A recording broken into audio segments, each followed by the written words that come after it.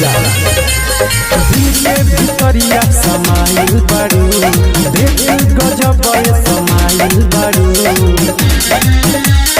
काहे चलावतारू दिलवा बयारी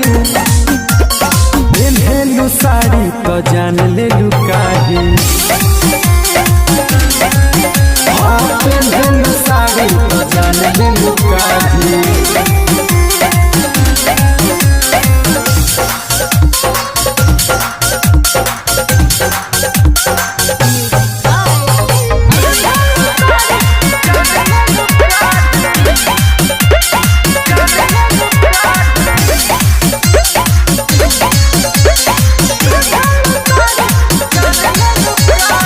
सुनो ये रानी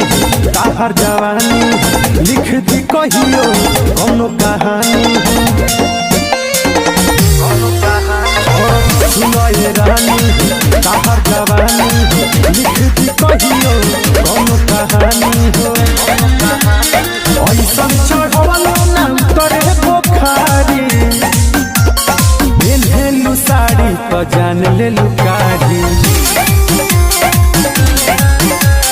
पेन्हेलु साड़ी तो जान लेलु काढ़ी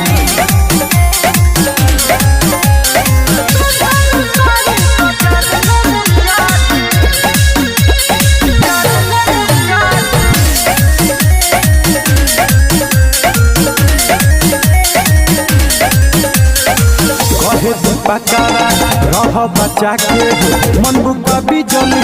कहीं गिरा के आए हैं कहे दीपकारा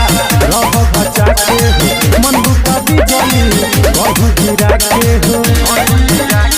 हमारा के दिल सुनो दे पाए प्यारी पेन्हेलु साड़ी तो जान लेलु काढ़ी पेन्हेलु साड़ी